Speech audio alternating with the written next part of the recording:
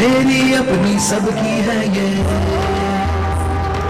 मेरी अपनी सबकी है ये, आज ही नहीं कल की है ये, अपने हक अधिकार दिलाती आपकी बातें, आपकी बातें, आपकी बातें, आपकी बातें। हर मुश्किल का हल है सुझाती, जीने की एक राह दिखाती, अंधियारे में राह दिखाती आपकी बातें, आपकी बातें, आपकी बातें, आपकी बातें। नमस्कार दर्शकों, लीजिए एक बार फिर हम हाजिर हैं आपके सामने आपसे जुड़ी बातों और मुद्दों के साथ आपके अपने कार्यक्रम आपकी बातें में। साथियों, एक मुद्दा जो आजकल पूरी दुनिया में छाया हुआ है वो है कोविड-19 या कोरोना वायरस से जुड़ा हुआ। कोरोना वायरस, क्या आपने कभी सोचा था कि एक छोटा सा वायरस जिसे हमारी आंख देख भी नहीं सकती, उसने पूरी दुनिया को अपनी गिरफ्त में ले लिया है। पूरी दुनिया सिमट कर रह गई है अपने घरों में और अपने कमरों में। ऐसे में अगर कोई है जो इस महामारी से, इस शत्रु से मुकाबला कर रहा है और अपने मोर्चों पर डटा हुआ है, तो वो है हमारे वीर कोरोना योद्धा। पुलिस भी एक ऐसी ही वीर कोरोना योद्धा है जो मोर्चे पर डटी हुई है और ये सुनिश्चित कर रही है कि हम और आप सुरक्षित रहें, स्वस्थ रहें, महफूज रहें अपने अपने घरों में। ऐसे में साथियों, हमारा भी फर्ज बनता है कि हम भी लॉकडाउन के नियमों का पालन करें और ज़्यादा से ज़्यादा जानकारी हासिल करें कि कैसे हम सुरक्षित रह सकते हैं अपने घरों के दायरे में। हम अपने कार्यक्रम के माध्यम से इसी विषय पर और ज़्यादा जानकारी लेने की कोशिश करेंगे, जिसमें आज का विषय है लॉकडाउन और पुलिस व्यवस्था। ज़्यादा जानकारी देने के लिए और बेहतर कौन हो सकता है पुलिस से, तो आइए आपको उनसे मिलवाते हैं जो कि हमारे साथ स्टूडियो में मौजूद हैं। एक बहुत ही खास मेहमान जो कि आपके सवालों के जवाब भी देंगे और साथ ही हमसे चर्चा भी करेंगे लॉकडाउन और पुलिस व्यवस्था से संबंधित। आप हैं आरिफ शेख साहब, आप वरिष्ठ पुलिस अधीक्षक हैं रायपुर शहर के। शेख साहब, मैं सबसे पहले तो आपका एक बहुत ही आभार व्यक्त करना चाहूँगी दूरदर्शन और हमारे दर्शकों की तरफ से कि इतने व्यस्त समय में, हमको पता है आप कितने व्यस्त हैं, कितना क्रूशल टाइम चल रहा है ये, लेकिन आपने फिर भी एक टाइम निकाला हमारे लिए और हमारे दर्शकों के साथ जुड़ने के लिए तैयार हुए। आपका कार्यक्रम में बहुत बहुत स्वागत है। शेख साहब, पहला सवाल मेरे मन में आ रहा है कि अभी रायपुर शहर में 72 घंटे का जो एक कंप्लीट लॉकडाउन था वो खत्म हो चुका है और लोग लॉकडाउन के कारण अपने घरों में, अपने जो भी कमरे हैं उनमें सिमटे हुए हैं। ऐसे में हर दर्शक के मन में मेरे ख्याल से ये सवाल है कि जो थोड़ी बहुत रियायतें दी गई हैं कंप्लीट लॉकडाउन के बाद, वो कौन सी रियायतें हैं? देखिए, पूरे छत्तीसगढ़ को अलग अलग जोन्स में बांटा गया है। जैसे रायपुर जो है वो कैपिटल रहने के नज़रिए से वो ऑरेंज जोन में है। अच्छा। रायपुर, बिलासपुर, दुर्ग और राजनांदगांव ये जो है ये ऑरेंज जोन में है। हाँ। कोरबा एकमात्र जिला है पूरे छत्तीसगढ़ में जो कि रेड जोन में है। अच्छा। और जो शेष छत्तीसगढ़ है वो ग्रीन जोन में है। तो हर एक जोन के अपने हिसाब से कैटेगरीज में बांट के उनके ऊपर क्या रियायतें दी जा सकती है डिसाइड किया गया है। नॉर्मली ये है कि ग्रीन जोन में सभी जो कमर्शियल एक्टिविटीज़ हैं वो परमिटेड है, लेकिन विद परमिशन। उसके बाद में ऑरेंज जोन में कुछ सर्विसेज जो है वो परमिट किया गया है और रेड जोन में टोटल लॉकडाउन है, टोटल क्लैम्प डाउन है। लेकिन क्योंकि रायपुर जो है ये कैपिटल शहर है और यहाँ पे जो संक्रमित लोग हैं उनको यहीं पे लाया जाता है और एम्स में रखा जाता है, तो अब भी हमारे पास पेशेंट्स हैं। अच्छा। तो इस नज़रिए से रायपुर में हालांकि ऑरेंज जोन है, लेकिन तो भी यहाँ पे सख्ती बहुत ज़्यादा ज़रूरी है। तो इसीलिए जो बाकी के ये रियायतें जो दी है हमने वो यहाँ पे ऑब्वियसली लागू हैं, लेकिन वो थोड़ी कम मात्रा में है और जब ज़रूरत पड़ती है तब हम लोग तुरंत उसको क्लैम्प डाउन करते हैं। जैसे कि आप देखेंगे कि 21 तारीख तक 20 तारीख तक कहा गया था कि हम लोग ये सोचेंगे कि कितने तरीके कैसे पालन किया जा रहा है इसका लॉकडाउन का, और उसके बाद डिसाइड करेंगे कि कौन से सर्विसेज को हम लोग को अलाउ करना है। लेकिन रायपुर में जो है हम लोगों ने ये डिसाइड किया है कि यहाँ पे हम लोग कड़ाई मेंटेन करेंगे, क्योंकि ये कैपिटल है और अगर थोड़ा भी यहाँ पे संक्रमण होता है तो भारी एक प्रॉब्लम हो सकती है। उस वजह से अभी भी यहाँ पे हम लोगों ने कड़ाई बरती है। जी, और ये कड़ाई मेरे ख्याल से सभी लोगों की एक भलाई के लिए है। और आइए जानते हैं दर्शक का सवाल। हेलो जी, अपना नाम बताइए। भागवत निर्मलकर बेमेतरा छत्तीसगढ़। दीदी नमस्कार, राम राम। जी राम राम आपको भी। कार्यक्रम में बहुत बहुत स्वागत है आपका भागवत भाई। प्रश्न ये है दीदी कि अभी लॉकडाउन के दौरान पुलिस मन के बहुत बड़े योगदान है, जेकर से हमारा लॉकडाउन में फायदा भी मिलत है। बिल्कुल बिल्कुल। पर एक चीज है, मैं उनकर पर आभार व्यक्त करत, आम पब्लिक के लिए ये है कि मेडिकल जाना है, कहाँ जाना है, अस्पताल जाना है, चड्डा पहन के आदमी घूमत रहते, एक लिए थोड़ा और सतर्कता होना चाहिए। आदमी बाहर घूमे में मतलब क्या करना है, एक बाद पुलिस मन के और ज्यादा भागीदारी होना चाहिए दीदी। अच्छा, मतलब ये चाह रहे हैं कि पुलिस की और ज़्यादा भागीदारी होनी चाहिए, मेरे ख्याल से और ज़्यादा कड़ाई बरतनी चाहिए कि किसी को अगर जाना है कहीं पर अस्पताल में या किसी ज़रूरी काम से, तो भगवत भाई ये बोलना चाह रहे हैं। मैं यही उनको बोलना चाहूँगा कि पुलिस जो है वो फैसिलिटेटर की भूमिका निभा रही है, लेकिन जब ज़रूरत पड़ती है तब हम लोग कठोर कार्रवाई भी करते हैं। और ऐसे होता है कि मेडिकल इमरजेंसी के नाम पे बहुत सारे लोग जो हैं वो बाहर घूमने की भी कोशिश करते हैं। तो ऐसे लोगों को भी हम लोगों ने अभी पकड़ के उनके ऊपर कार्रवाई की है। तो लोगों को खुद सोचना चाहिए कि जो भी ये कड़ाई हम लोग यूज़ कर रहे हैं वो उनके भलाई के लिए, अगर वो हम लोग ना करेंगे तो फिर नुकसान उन्हीं का हो सकता है। जी, जैसा कि आपने अभी कहा कि जो लोग लॉकडाउन तोड़ते हैं तो उनके ऊपर पुलिस कार्रवाई करती है, तो ये किस प्रकार की कार्रवाई होती है? देखिए, जो लॉकडाउन तोड़ते हैं उनके ऊपर हम लोग जो है निर्धारित जो सेक्शन है आईपीसी के 188 उसके तहत कार्रवाई करते हैं। जिस दिन से लॉकडाउन लगा है पूरे इंडिया में, तब से जो नेशनल डिजास्टर मैनेजमेंट एक्ट है वो लागू हो गया है। और उसके तहत धारा 188 का कोई भी अगर उल्लंघन करता है तो 2 साल की उसको सजा का प्रावधान है। अच्छा। तो हम लोग जो भी लॉकडाउन तोड़ते हैं हम लोग सीधे एफआईआर रजिस्टर कर रहे हैं और उस पर कड़ी कार्रवाई कर रहे हैं। उसके साथ साथ अभी शासन ने एक नया दिशा निर्देश दिया है कि मास्क पहनना अनिवार्य है ओपन प्लेसेस में, पब्लिक प्लेसेस में। तो जो व्यक्ति ऐसे मास्क नहीं पहनता ओपनली, तो उसके ऊपर 100 रुपए का जुर्माना नगर निगम लगा रही है। जी। तो ये सब चीजें हम लोग कर रहे हैं ताकि एक सोशल डिस्टेंस भी मेंटेन रहे, मास्क भी पहने और हाइजीन भी मेंटेन रहे। जी, और ये सब पब्लिक की भलाई के लिए किया जा रहा है, जिससे वो ज़्यादा से ज़्यादा स्वस्थ रहें और सुरक्षित रहें। जनाब, आपने अभी एक चीज़ मेंशन की थी कि रेड जोन, ऑरेंज जोन और ग्रीन जोन, तो इसका मतलब क्या है? ये आप अगर हमारे दर्शकों को समझा पाएं कि रेड जोन में कौन से इलाके आते हैं, ग्रीन जोन में कौन से और ऑरेंज जोन में कौन से? देखिए, मैंने पहले ही कहा था कि छत्तीसगढ़ में रेड जोन मात्र कोरबा डिस्ट्रिक्ट है, ऑरेंज जोन में 4 डिस्ट्रिक्ट हैं, रायपुर हो गया, दुर्ग, बिलासपुर और राजनांदगांव, ये 4 जिले हैं। और ग्रीन जोन जो बाकी के छत्तीसगढ़ है उसके सभी जिले जो है ग्रीन जोन में है। रेड जोन में टोटल क्लैम्प डाउन है, यहाँ पे इमरजेंसी, अति इमरजेंसी सर्विसेज छोड़ के बाकी कोई मूवमेंट यहाँ पे अलाउड ही नहीं है। उसके बाद में जो ऑरेंज जोन है, ऑरेंज जोन में भी सिर्फ इमरजेंसी सर्विसेज के लिए अलाउड है, लेकिन बाकी की छोटी मोटी मात्रा में कमर्शियल सर्विसेज जैसे एसेंशियल्स गुड्स जो हैं वो चलते रहेंगे, लेकिन वो हम लोग डिसाइड कर सकते हैं कि कितना उनको रियायत देना है। उसके बाद में जो ग्रीन जोन है उसमें भी जो है रिस्ट्रिक्शंस हैं, लेकिन उसमें कमर्शियल एक्टिविटीज को छूट दी गई है। जी। और आइए अब जानते हैं दर्शक का सवाल। हेलो मैम, नमस्ते। जी नमस्कार, अपना नाम बताइए। मैम, मैं ग्राम कन्या, तहसील बिकसा, जिला बालाघाट, मध्य प्रदेश से पारस साहू बोल रहा हूँ मैम। जी साहू जी, कार्यक्रम में स्वागत है आपका, पूछिए क्या सवाल है। धन्यवाद मैम। जी मैम, मेरा प्रश्न है कि जिस तरह से वैश्विक बीमारी कोविड-19 बहुत चर्चा मैम, तो मैम मैं पूछना चाहता हूँ कि अपन मैम पुलिस की किस तरह से मदद कर सकते हैं, क्योंकि भारत गाँव का देश है और गाँव के लोगों को किस तरह से जो है पुलिस की मदद करनी चाहिए। कितना अच्छा जज्बा है पारस जी का कि ये जानते हैं कि पुलिस जो है कितनी कोशिशें कर रही है कि जो आम जनता है, जो बाकी के लोग हैं देश के, वो स्वस्थ रहें और अपने अपने घरों में महफूज रहें। ऐसे में जनता किस प्रकार से मदद कर सकती है पुलिस की? देखिए, जब से ये समस्या का हम लोग सामना कर रहे हैं, जब से लॉकडाउन लगा है, जनता जो है उसका बहुत ही अच्छा सहयोग मिला है। मतलब पुलिस के लिए तो मतलब ये इससे बेहतर अपॉर्चुनिटी नहीं थी। जैसे हम लोग बोलते हैं एडवर्सिटी में अपॉर्चुनिटी, उस तरीके से ये हो गया है कि एक तो पुलिस जो है जनता के और करीब पहुंच गई है, उसके बाद जनता भी सामने आके बिल्कुल मदद कर रही है, आम दूसरे जरूरतमंद लोगों की मदद कर रही है, पुलिस वालों के लिए मदद कर रही है, उनको खाना मुहैया करा रही है, उनका हौसला अफजाई कर रही है, मोटिवेट कर रही है। तो जनता का काफ़ी इसमें सक्रिय भूमिका निभाई है। रही बात हम लोग जनता कैसे और मदद कर सकती है, तो सबसे पहले मैं यही कहना चाहूँगा कि आप घर में रहिए, वही सबसे बड़ी मदद है।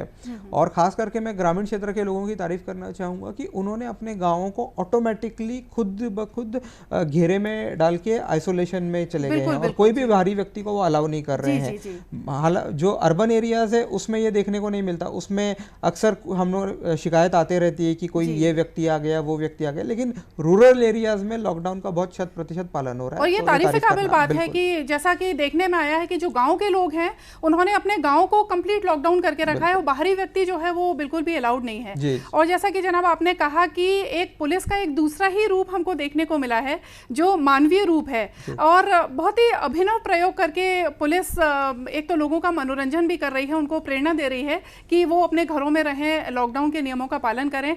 जैसा कि एक जो बिलासपुर के पुलिस अधिकारी थे तो उन्होंने बड़ी खूबसूरत तरीके से गाना गाकर लोगों को प्रेरित किया, और मेरे ख्याल से देश विदेश में वो मशहूर हो गए। वहीं पर जो रायपुर की एक पुलिस अधिकारी हैं तो वो गर्भावस्था जैसी नाजुक अवस्था में भी और सड़कों पर निकली हुई हैं और जनता को प्रेरित कर रही हैं लॉकडाउन के नियमों का पालन करने के लिए। ऐसी कौन कौन सी मिसालें हैं, आप ज़रा हमारे दर्शकों को बताइए, जो कि एक पुलिस का एक दूसरा ही रूप देखने को मिल रहा है। देखिए, ये एक बहुत अच्छी अपॉर्चुनिटी भी थी पुलिस के सामने, जिसको पुलिस ने बखूबी उसको एनकैश किया है कि जनता की जो छवि है पुलिस के सामने वो निश्चित रूप से बेहतर हुई है, क्योंकि इतने डेडिकेटेड भाव से पुलिस ने सेवा की है यहाँ पे, तो ऑटोमेटिकली पब्लिक ने उसको अप्रिशिएट किया है। हर जो फोरम है उस पर पब्लिक जो है जा जाके प्रचार कर रही है, वो सोशल मीडिया का माध्यम हो या फिर ऑडियो विजुअल माध्यम हो। पुलिस जो है आगे बढ़ चढ़कर लोगों को ये मैसेज देने की कोशिश कर रही है कि आप घर में रहिए, घर रह के ही आप सुरक्षित हैं, और हम लोग ये अदृश्य दुश्मन से लड़ाई कर रहे हैं, क्योंकि वो दिखाई नहीं दे रहा। बहुत बड़ा है जो जब तक हम लोग उसका सामना नहीं करेंगे बाहर आके, तब तक हमारा वो कुछ नहीं कर सकता। तो घर में रहना ही एक उसके खिलाफ लड़ाई का सबसे इम्पोर्टेंट कंट्रीब्यूशन है। तो लोगों को हम लोग यही समझाने की कोशिश करें, अलग अलग फोरम्स के माध्यम से। कुछ लोग गा के सुना रहे हैं, कुछ लोग ऑडियो विजुअल माध्यम से कर रहे हैं, हम लोग ड्रोन के माध्यम से भी उसमें प्रचार प्रसार भी करवाए हैं। जो सिग्नल्स हैं उसमें हम लोगों ने प्रचार प्रसार करवाया था वहाँ के स्पीकर फोन से। जितने सिने स्टार्स हैं छत्तीसगढ़ या हॉलीवुड के स्टार्स, उन्होंने भी आग्रह किया है हमारे सोशल मीडिया के माध्यम से। तो हर माध्यम हम लोग एक्सप्लोर कर रहे हैं, ताकि मैसेज एक ही है कि लोग जो है अपने घर में रहें और सुरक्षित रहें। जी, और पुलिस इतनी कोशिश कर रही है तो लोगों का भी फर्ज बनता है कि जो लक्ष्मण रेखा जो एक बनाई गई है उसको आप बिल्कुल मत लांघिए और अपने घरों में ही रहिए। और आइए अब जानते हैं इन दर्शक का सवाल। हेलो जी नमस्कार मैम। जी नमस्कार, अपना नाम बताइए। मैं गोविंद मानेश्वर, ग्राम कन्या दमोह, जिला बालाघाट से बोल रहा हूँ मैं। जी गोविंद जी, कार्यक्रम में बहुत बहुत स्वागत है आपका। पूछिए, क्या पूछना है आपको? जी, हमको ये जानना है मैम कि जैसे ग्रामीण क्षेत्रों में जो है वो काम के लिए दूसरे राज्यों में पलायन के लिए गए थे काम में जी, तो जैसे वो कुछ लोग आ रहे हैं, तो इसकी सूचना हमें पुलिस को पहले सर्वप्रथम पुलिस को देनी चाहिए कि ग्राम पंचायत को? बहुत ही बढ़िया सवाल आपने पूछा कि जो मजदूर जो दूसरे राज्यों में गए हैं, दूसरे ज़िलों में गए हैं, अगर वो अपने घर वापस लौट रहे हैं, जैसा कि अक्सर हम टीवी पे देख रहे हैं, समाचार पत्रों में पढ़ रहे हैं, तो उसकी सूचना इनको देनी चाहिए कि नहीं? बिल्कुल देनी चाहिए। देखिए, कोई भी इंटर डिस्ट्रिक्ट हो या इंटर स्टेट मूवमेंट हो अभी फिलहाल के लिए प्रतिबंधित है, और without due permission unless and until emergency हो, ये सभी प्रतिबंधित है। तो अगर कोई ऐसे घुसता है तो उसकी सूचना जो है संबंधित लोकल थाने को अवश्य रूप से देनी चाहिए, और ऐसा सूचना मिलने पर तत्काल पुलिस अधिकारी जो है उस व्यक्ति को क्वारंटाइन सेंटर में रखेंगे। और जो निर्धारित क्वारंटाइन का समयावधि है 14 दिन 28 दिन, उसमें वो व्यक्ति जो है क्वारंटाइन सेंटर में रहेगा। उसके पश्चात ही उसको हम लोग रिलीव कर सकते हैं, ताकि वो नॉर्मली अपने घर में रह सके। तो ये बहुत ही अनिवार्य है कि कोई भी ऐसा बाहरी व्यक्ति आता है उसकी सूचना तत्काल पुलिस प्रशासन को दे दें। और ये बहुत अच्छा लगा कि हमारे दर्शक इतने जागरूक हैं कि खुद से आगे से बढ़ के ये पूछ रहे हैं कि ऐसे मूवमेंट्स की जानकारी देनी चाहिए कि नहीं। शेख साहब, एक मेरे मन में सवाल आया कि जैसे जो इन्होंने बात की अभी हमारे जो दर्शक थे बालाघाट से, कि अगर बहुत ही ज़रूरी काम हो या कुछ ऐसी मुसीबत हो जिसमें कि एक व्यक्ति को कहीं बाहर जाना पड़े, एक ज़िले से दूसरे ज़िले पे मान लीजिए, तो उसको क्या करना होगा? ऐसी क्या व्यवस्था है पुलिस की तरफ से कि भाई वो व्यक्ति जा सके? छत्तीसगढ़ में तो एक ई पास सिस्टम एप्लीकेशन ऑलरेडी लॉन्च किया गया है।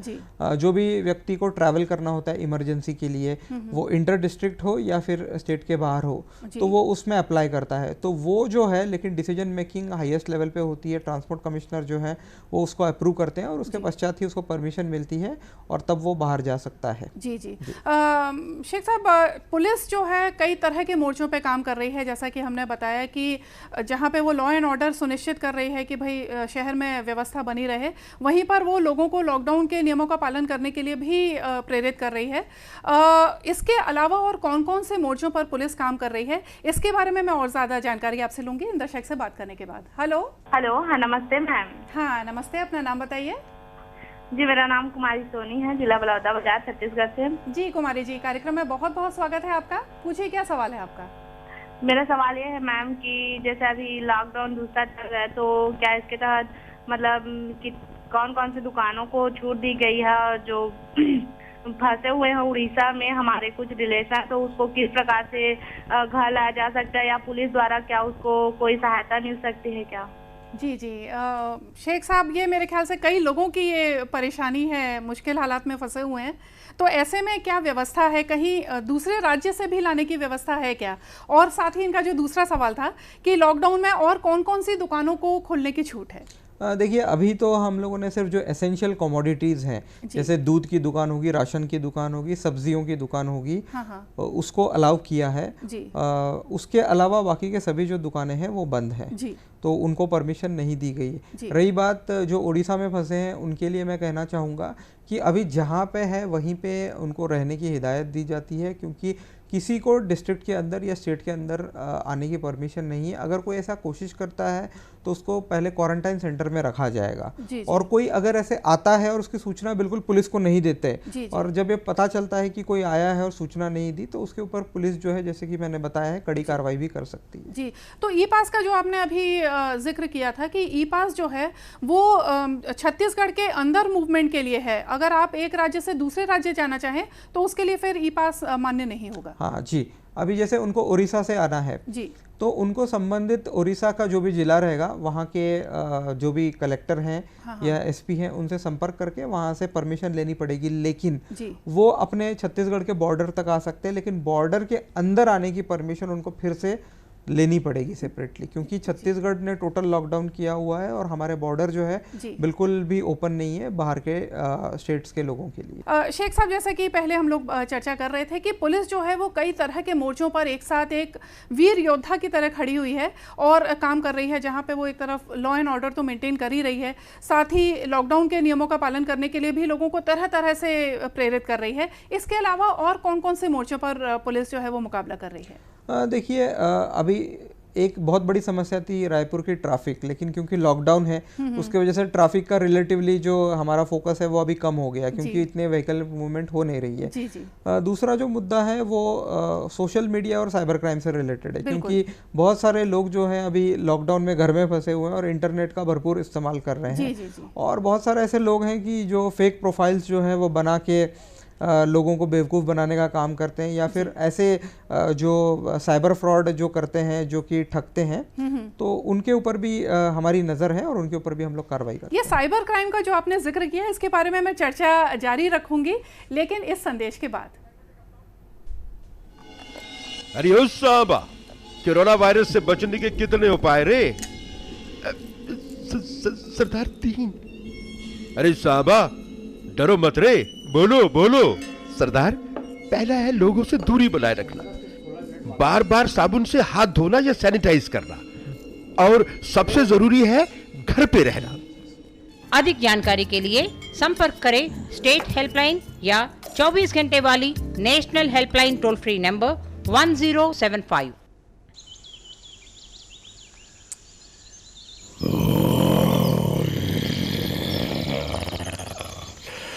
लापरवाही से बाहर मत फिरो, शेर हो या हीरो हो, सवाल खतरों से खेलने का नहीं, जिंदगी का है, या तो खुद का या अपनों का।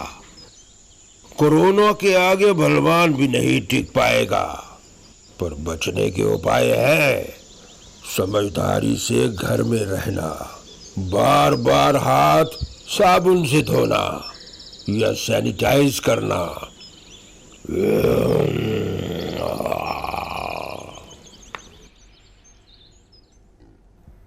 कार्यक्रम में एक बार फिर से आपका बहुत बहुत स्वागत है साथियों। और आज हम चर्चा कर रहे हैं लॉकडाउन और पुलिस व्यवस्था के ऊपर, और इसके लिए हमको जानकारी दे रहे हैं रायपुर के वरिष्ठ पुलिस अधीक्षक आरिफ शेख साहब। शेख साहब, मैं जैसा कार्यक्रम से ब्रेक से पहले जो चर्चा हो रही थी कि साइबर क्राइम का आपने जो जिक्र किया, और हाल ही में छत्तीसगढ़ में भी ये मामले सामने आए हैं जिसमें कि लोगों ने फेक प्रोफाइल बनाकर और गलत गतिविधियों में सोशल मीडिया का इस्तेमाल किया है, जहाँ पे सांप्रदायिक नफरत फैलाने के लिए या कोई भी दूसरी गलत गतिविधियों के लिए।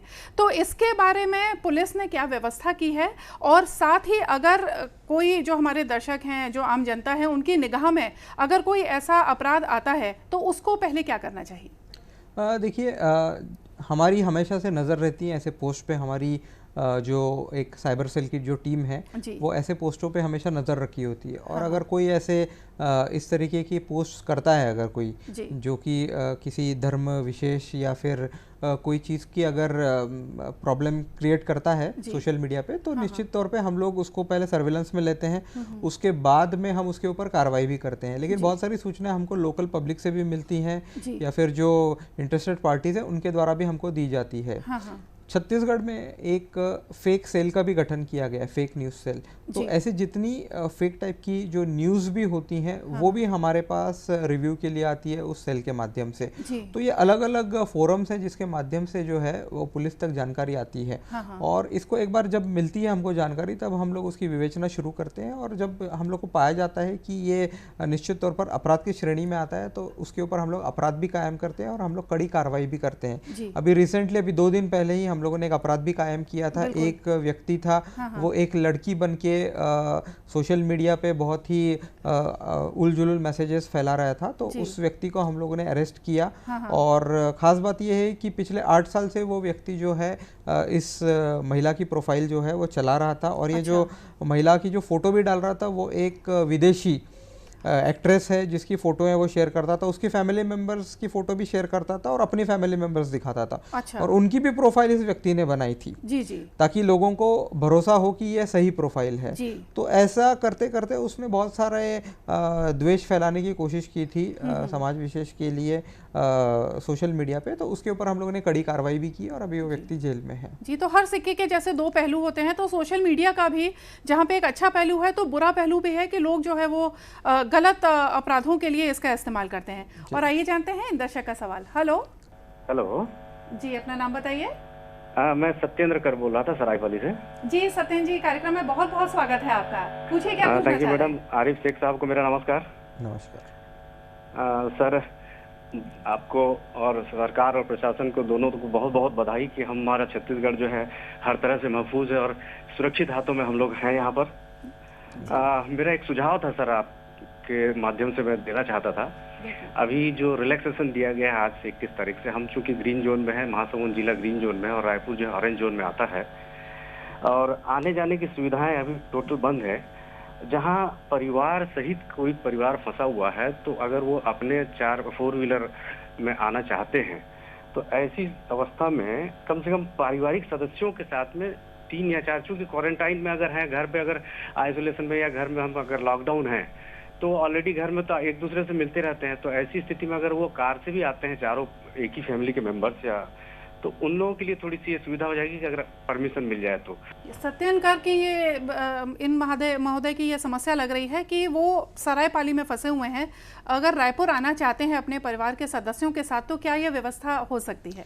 देखिए, सरायपाली से अगर रायपुर आना है तो उनको परमिशन लेनी पड़ेगी और परमिशन के पश्चात ही वो आ पाएंगे। दूसरी बात, 4 व्हीलर में मात्र 2 लोग ही बैठ सकते हैं, ये गवर्नमेंट ऑफ इंडिया का निर्देश है। एक ड्राइवर और उसके साथ सिर्फ एक व्यक्ति बैठ सकता है। जैसे 2 व्हीलर पर भी सिर्फ जो राइडर है वही बैठ सकता है, पिलियन राइडर जो उसके डबल सीट कोई नहीं बैठ सकता। अच्छा। तो इसका गवर्नमेंट ऑफ इंडिया ने क्लियर कट निर्देश दिया है कि ये प्रतिबंधित है, और कोई ऐसे करता है तो उसके ऊपर मोटर व्हीकल एक्ट की कार्रवाई की जाएगी। जी। तो इनका जो प्रश्न है कि एक गाड़ी में 4 लोगों को अलाउ करना, तो वो तो मतलब पॉसिबल नहीं है, क्योंकि गवर्नमेंट ऑफ इंडिया के क्लियर कट निर्देश हैं। हाँ, लेकिन अगर उनको मूवमेंट करना है तो वो मूवमेंट बिल्कुल कर सकते हैं, लेकिन उसका निर्धारित इनको परमिशन लेनी पड़ेगी और परमिशन के पश्चात जो है वो कर सकते हैं। जी, तो सत्येंद्र जी, उम्मीद है कि आपकी समस्या का समाधान आपको मिल गया होगा। और शेख साहब, जो आपने बात की अभी कि 2 व्हीलर में चलने के जो नियम हैं और 4 व्हीलर में चलने के जो नियम है, अगर आप हमारे दर्शकों को एक बार समझा पाएँ कि ये कौन से नियम, ये क्या नियम है? देखिए, गवर्नमेंट ऑफ इंडिया ने जो अभी लॉकडाउन 2 जो था उसके बाद में जो दिशा निर्देश दिए हैं, उसमें जो भी 2 व्हीलर्स होंगे वो 2 व्हीलर्स में मात्र एक ही व्यक्ति बैठेगा जो कि राइडर होगा, डबल सीट उस पर नहीं बैठ सकते हैं। और दूसरी बात यह है कि 4 व्हीलर गाड़ी जो रहेगी उसमें मात्र ड्राइवर एक रहेगा आगे की सीट पे और पीछे के सीट में मात्र एक व्यक्ति रहेगा, उसके अलावा 2 से ज़्यादा कोई नहीं उस गाड़ी में रहेगा, और जो रहेगा ये नियम का उल्लंघन होगा और संबंधित के खिलाफ मोटर व्हीकल एक्ट में भी कार्रवाई होगी। जनाब, ये जो त्रासदी है इसने कई तरह के नए शब्द हमको सिखा दिए हैं, जैसे कि लॉकडाउन है, सोशल डिस्टेंसिंग है। लॉकडाउन तो हमने समझ लिया, अब सोशल डिस्टेंसिंग जो है वो क्या है और इसका पालन जो है सही तरीके से जनता को कैसे करना चाहिए? देखिए, सोशल डिस्टेंसिंग बेसिकली ये मिसनॉमर है। इसका असल मतलब है कि फिजिकल डिस्टेंस रखना है। बिल्कुल। तो फिजिकल डिस्टेंस मतलब नॉर्मली ये होता है कि कोई व्यक्ति अगर संक्रमित है, अगर वो छींकता है, खांसता है, तो 2 मीटर तक जो है वो उसके जो पार्टिकल्स हैं वो फैल सकते हैं, जो डिस्चार्ज पार्टिकल्स जो होते हैं। तो उससे बचाव के लिए हम लोग को एटलीस्ट 2 मीटर से दूर उसके खड़े होना पड़ेगा ताकि वो हम तक नहीं पहुंचेगा और हमको संक्रमित नहीं करेगा। तो ये जो मिनिमम डिस्टेंस है उसको हम लोग जो है सोशल डिस्टेंसिंग बोलते हैं, जबकि वो वाकई में फिजिकल डिस्टेंसिंग है। तो इसका हम लोगों को पालन करना अनिवार्य है और इसीलिए जो है गवर्नमेंट ने निर्देश दिया है कि मास्क पहनना अनिवार्य है। अगर वो मास्क पहनेंगे तो हो सकता है कि कभी कभी आप रास्ते से अगर चल रहे होंगे या आपको पता नहीं है कि कोई संबंधित व्यक्ति जो है जो आपके संपर्क में आ रहा है उसको क्योंकि इसमें बहुत सारे असिम्प्टोमेटिक इन्फेक्टेड पर्सन्स भी होते हैं जिनको कोई सिम्टम्स नहीं होते। तो इनसे बचाव के लिए हम लोग को मास्क पहनना अनिवार्य है और सोशल डिस्टेंसिंग रखना बहुत ही ज़्यादा ज़रूरी है। जी, तो जैसे दुकानों में जो लोग जाते हैं, जो ज़रूरी सामान खरीदने के लिए लोग जाते हैं, तो वहाँ पर सोशल डिस्टेंसिंग के नियमों का कैसे पालन करना चाहिए, ये मैं आपसे जानूंगी दर्शक से बात करने के बाद। हेलो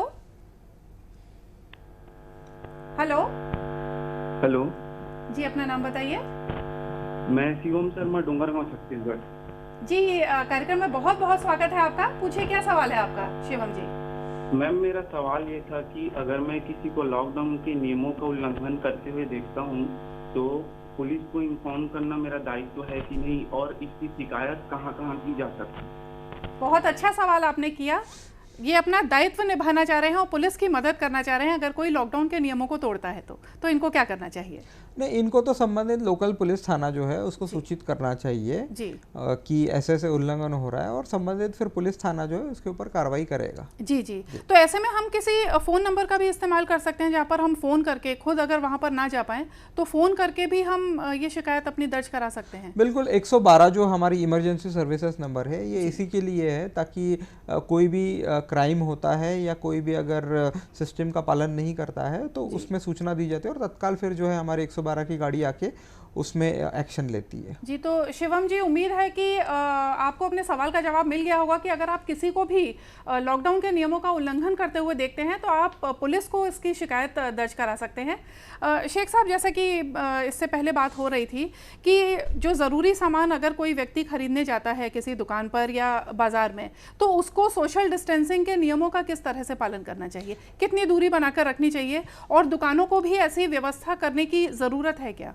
बिल्कुल ज़रूरत है। देखिए, ये सोशल डिस्टेंसिंग, मास्क करना, ये हमारे एक लाइफस्टाइल का भाग बनने जा रहा है। जी। और ये बहुत समय तक ये रहने की उम्मीद है। बिल्कुल। तो इसलिए बहुत ज़्यादा ज़रूरी है कि हम लोग इसको लाइफस्टाइल में अपनाएं। कोई हमको प्रेशर ना दे बल्कि हम लोग खुद इसको ऑटोमेटिकली इम्बाइब करें इन सभी चीज़ों को।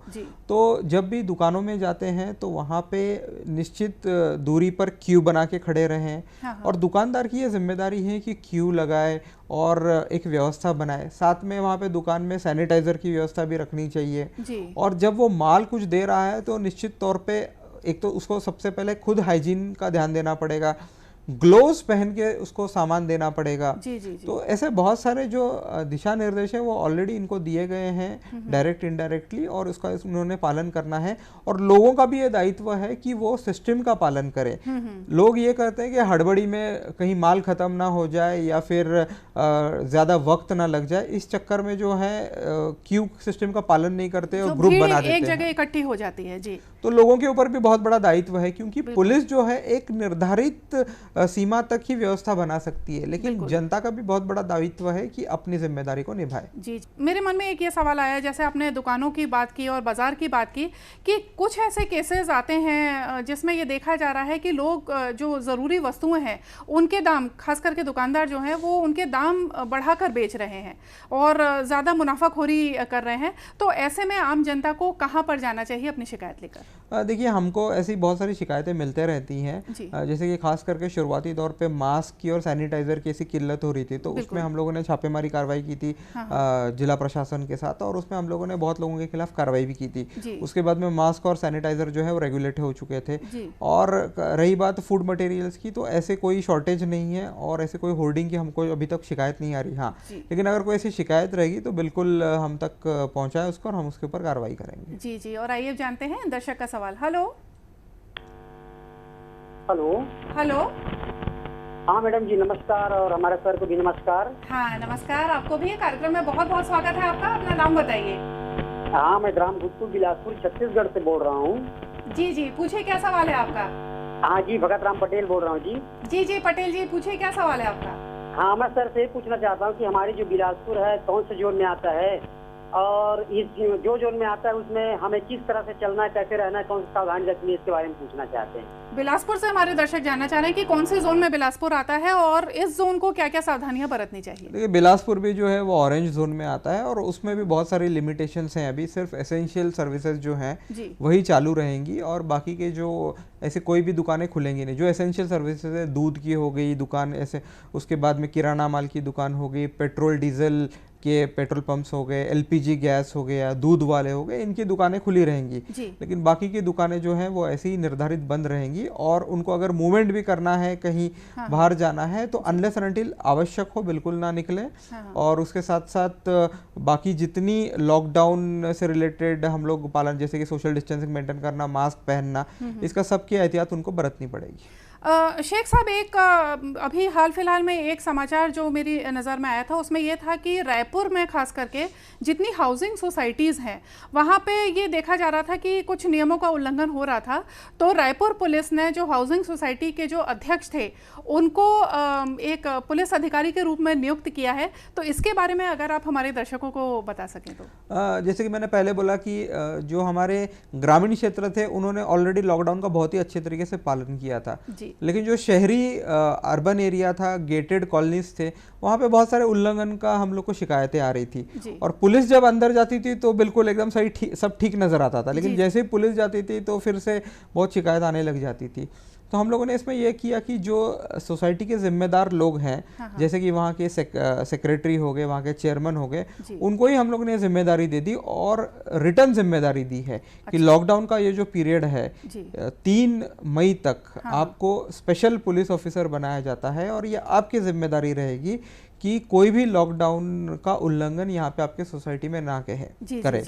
तो ये जिम्मेदारी जो है बहुत सारे जो सोसाइटीज़ के जो एसपीओज हैं बखूबी निभा रहे हैं और बहुत खुश हो रहे हैं, और बहुत सारे लोग आगे आके बोल रहे हैं कि हमको भी एसपीओ बनाओ। तो इसमें काफ़ी क्रेज भी हो गया है। तो इससे सोसाइटीज़ में लॉकडाउन का बहुत अच्छे तरीके से ये बहुत ही अभिनव पहल रही है रायपुर पुलिस की, जहाँ पे उन्होंने जो अधिकारी नियुक्त किए हैं स्पेशल पुलिस ऑफिसर, वहीं पे एक जो दूसरी पहल जो रायपुर पुलिस की जो देखने में आई है, सोशल मीडिया पे काफ़ी छाई हुई है कि ड्रोन के माध्यम से जहाँ पे वो नज़र रख रही है लोगों पर, वहीं पर वो दवाई का छिड़काव भी कर रही है। तो इसके बारे में आप हमारे दर्शकों को क्या बताना चाहेंगे? देखिए, अलग अलग प्रयोग जो करते रहते हैं ड्रोन के माध्यम से, ऑलरेडी हम लोग सर्विलेंस कर ही रहे थे।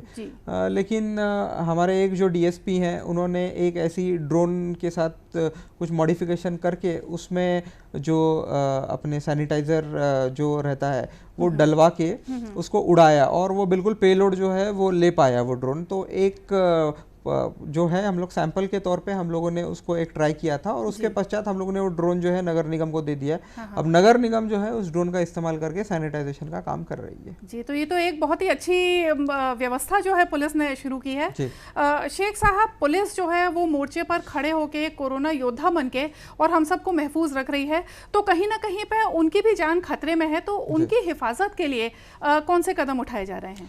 देखिए, हमारे जितने लोग ड्यूटी में लगे हुए हैं उन सबके हेल्थ का हम लोगों ने खासा ध्यान रखा है। खास करके जब भी हमको शक होता है थोड़ा भी कि किसी व्यक्ति की तबीयत ख़राब होती है तो निश्चित ऐसे व्यक्तियों को हम लोग ने परफोर्स क्वारंटाइन में भेजा है। लेकिन फॉर्चुनेटली कोई भी ऐसा संक्रमण पाया नहीं गया। दूसरी बात यह है कि अपने सेहत का वो अच्छे खासा ध्यान रख रहे हैं। बहुत सारे लोगों ने अपने एक न्यूज़ में पढ़ा भी होगा कि अपने बाल भी पूरे कटवा लिए हैं, मुंडन करवाया ताकि बाल के थ्रू भी मतलब कोई इन्फेक्शन ना पहुंचे। उसके बाद जितने लोग हमारे काम करते हैं घर जाने के पश्चात कपड़े जो हैं सेपरेटली रखते हैं। बहुत सारे जो हमारे कर्मचारी अपने फैमिली से मिल नहीं पा रहे हैं क्योंकि वो निश्चित दूरी रखते हैं ताकि उनको संक्रमण ना हो। उसके पश्चात जो एक्चुअल ड्यूटी में लगे हैं जैसे एम्स हो गया या ऐसे सेंटर्स जहाँ पे इन पेशेंट्स को रखा गया, हमारे लोग जो है पीपीई जो है पीपीई सूट इसका इस्तेमाल करते हैं और उसके बाद ही ड्यूटी करते हैं। खतरा तब ज़्यादा होता है जब कोई एक संक्रमित पेशेंट हो, उसको पकड़ने के लिए जाना पड़ता है और वो सहयोग नहीं करता। तो ऐसे समय पे जिम्मेदारी पुलिस के ऊपर होती है कि उसको पकड़ के उसको हॉस्पिटल तक ले आ जाए।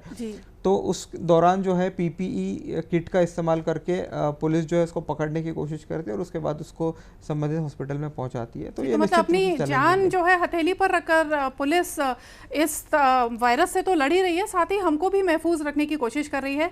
चलते चलते बहुत ही संक्षेप में अगर आप हमारे दर्शकों से कुछ बोलना चाहें, उनको कुछ संदेश देना चाहें, तो आप क्या बोलना चाहेंगे? मैं सभी जनता से यही अपील करना चाहूँगा कि हमने जो ये लड़ाई शुरू की है ये लंबे समय तक चलती रहेगी और इसके लिए आप सभी लोगों के सहयोग की आवश्यकता है। ये एक अदृश्य सा दुश्मन है और जब तक हम उसके सामने नहीं जाएंगे ये हमारा कुछ नहीं कर सकता। तो हम लोगों को अपने घरों में रहना है और अगर ये लड़ाई में आप भाग लेना चाहते हैं तो सबसे बड़ा कंट्रीब्यूशन यही होगा कि आप घर में रहें और सुरक्षित रहें, तभी हम सब मिलके कोरोना को हरा सकते हैं। जी, तो शेख साहब, जैसा कि आपने दर्शकों से बोला कि अगर हम पुलिस को कुछ मदद करना चाहते हैं तो वो सिर्फ यही हो सकती है कि हम अपने अपने घरों में रहें, बस इतना ही अगर कर लें तो यही पुलिस की सबसे बड़ी मदद होगी।